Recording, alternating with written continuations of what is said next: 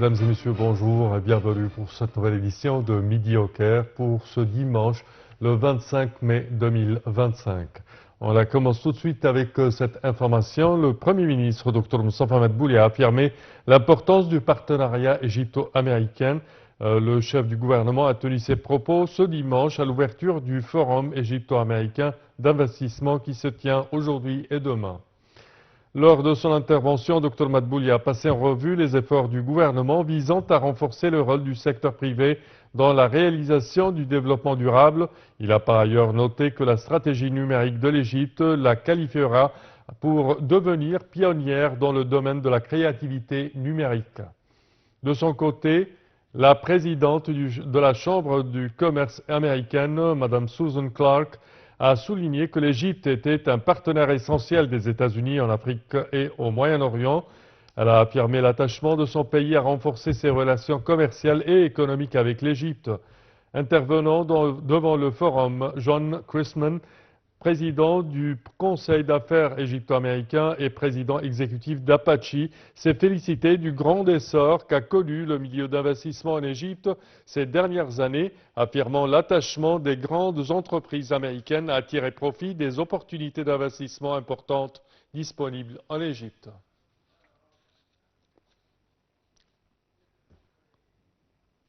Et pour plus d'explications sur ce sujet, mesdames et messieurs, nous avons le plaisir d'accueillir au bout du fil M. Nadim Samna, qui est expert en économie. Bonjour. Bonjour. Alors, premièrement, comment voyez-vous ce forum qui se tient aujourd'hui et demain en Égypte, le forum égypto-américain pour l'investissement et son effet, je dirais, sur l'économie égyptienne? Comme vous avez souligné dans votre mot, il y a quand même, on va dire, l'administration américaine souligne l'importance de l'Égypte et l'importance du partenariat avec l'Égypte en Afrique et comme un pays essentiel en Afrique et au Moyen-Orient. Oui. Et le but, bien sûr, de ce forum, c'est favoriser l'investissement en Égypte. Avec la présence de 42 entreprises américaines, à la fois présentes en Égypte, mais qui peuvent augmenter leur investissement et attirer d'autres entreprises. Alors, je dirais, la possibilité que ces entreprises augmentent leur investissement est sans entrave. Il n'y a pas de problème à présent pour augmenter, pour agrandir leur investissement en Égypte.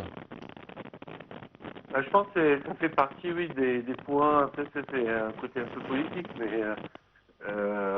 là, aujourd'hui, le fait que ce forum se tienne, c'est une confirmation que l'environnement d'investissement en Égypte est favorable pour les entreprises américaines.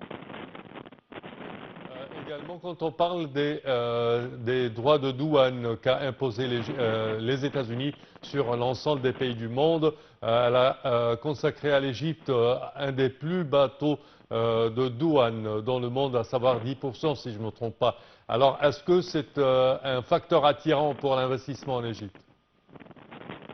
Alors, c'est un facteur attirant, oui, pour les pays qui veulent exporter aux États-Unis.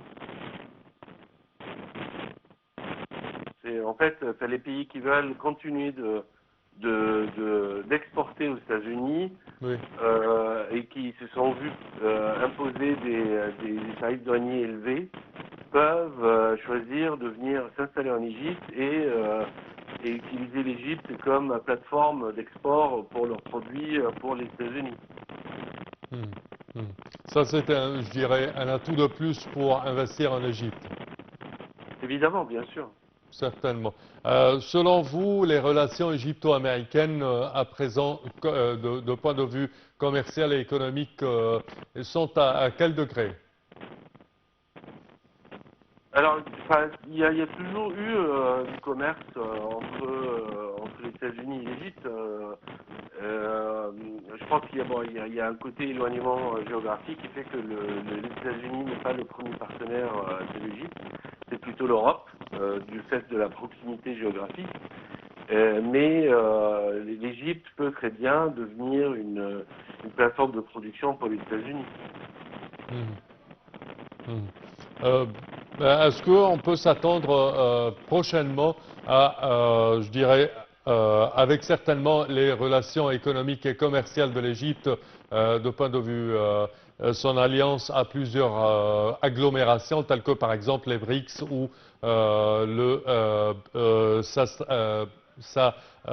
ses relations commerciales avec le Chypre, la Grèce, l'Italie, l'Égypte est considérée comme un milieu propice pour l'investissement et l'export, n'est-ce pas? Depuis très longtemps, la politique ou la stratégie du gouvernement égyptien est d'établir des traités commerciaux qui favorisent le commerce avec tous les pays. Donc il y a un traité avec l'Europe, il y a un traité avec l'Afrique, il y a un traité avec plusieurs pays arabes. Il y a aussi, aujourd'hui, on voit, comme vous avez cité, des traités commerciaux avec d'autres pays européens. Oui. Et aussi des pays par exemple comme la Serbie qui ne sont pas dans l'Union européenne.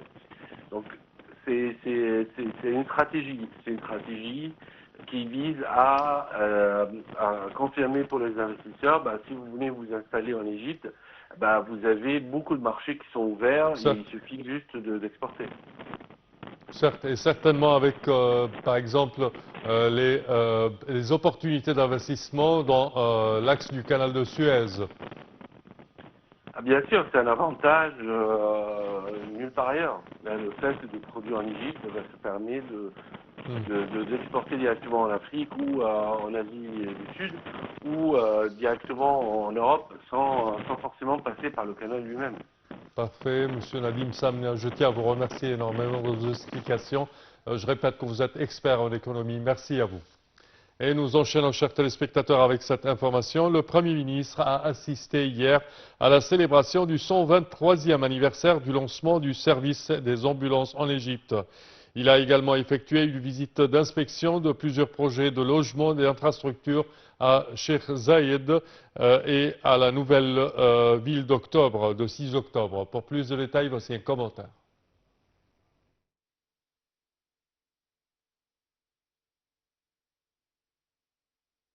Le Premier ministre Moustapha Madbouli a fait des déclarations télévisées à l'issue de sa tournée dans le gouvernorat de Guise.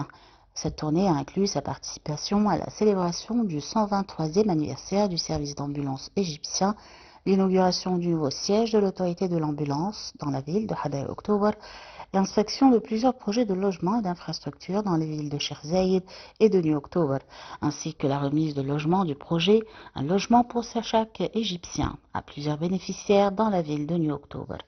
Était également présent l'ingénieur Chérif Echebini, ministre du Logement, des Services publics et des communautés urbaines, et l'ingénieur Adel Nagor, gouverneur de Guise.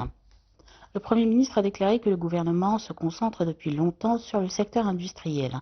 Il y a 3 jours, ils ont eu l'honneur d'accompagner le président Abdel Fattah el-Sisi lors de l'inauguration des projets du nouveau Delta, où ils ont vu les efforts dans les secteurs de l'agriculture, du développement agricole et de l'industrialisation, en plus des services logistiques associés.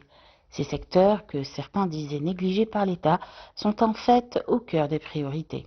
Il a poursuivi que la visite revêtait une importance particulière car elle se concentrait sur un secteur essentiel pour le peuple égyptien, le logement et le développement urbain. Ils étaient également dans le secteur de la santé lors de la célébration de l'inauguration du nouveau siège de l'autorité de l'ambulance à l'occasion de son 123e anniversaire. Nous avons observé l'évolution impressionnante de ce service jusqu'à son état actuel en insistant sur la mise en place d'un système électronique complet pour relier les ambulances aux hôpitaux, depuis la demande du citoyen jusqu'à son transfert à l'hôpital en cas d'urgence ou non. Le Premier ministre a ajouté que le ministre de la Santé et le président de l'autorité de l'ambulance ont promis que ce système de liaison électronique intégré serait achevé à l'échelle nationale d'ici fin 2026. Et le grand musée égyptien au pied des pyramides a accueilli Cheikh Mohammed bin Hamad bin Mohammed al-Sharqi, prince de l'émirat de Foujaïra, et plusieurs hauts responsables, et ceci en marge de sa participation à la journée arabe du développement durable 2025 au Caire. Pour plus de détails, voici un commentaire.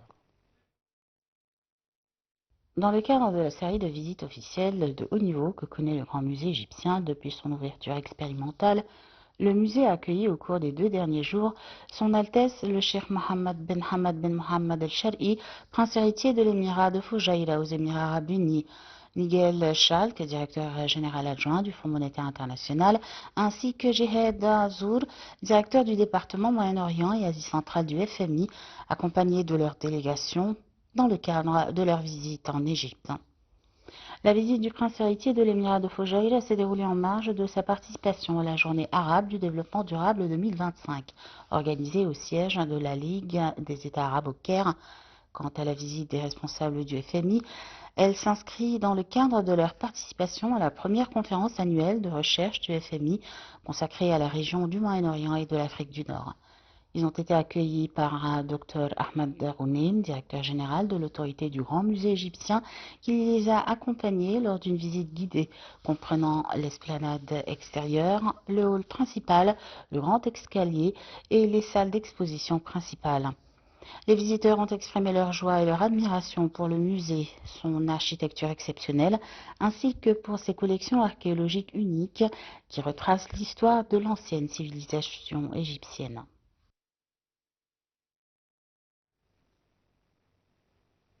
Et l'Égypte, l'Arabie saoudite et la Jordanie ont publié un communiqué conjoint sur les développements dans la bande de Gaza. Le ministre des Affaires étrangères, Dr Badr Abdelhati, son homologue saoudien, le prince Faisal Ben Farhan, et le vice-premier ministre et ministre des Affaires étrangères de la Jordanie, Ayman Safadi, ont annoncé qu'une délégation ministérielle arabo-islamique a examiné à Paris avec le ministre français des Affaires étrangères, Jean-Noël Barrot, les efforts visant à mettre terme à la guerre dans la bande de Gaza. La réunion a également porté sur les efforts internationaux visant à permettre l'afflux de l'aide humanitaire dans la bande de Gaza. Et ceci conclut, chers téléspectateurs, notre édition d'aujourd'hui de Midi au Caire. Je vous remercie de votre attention et je vous donne rendez-vous demain à la même heure pour une nouvelle édition. Au revoir.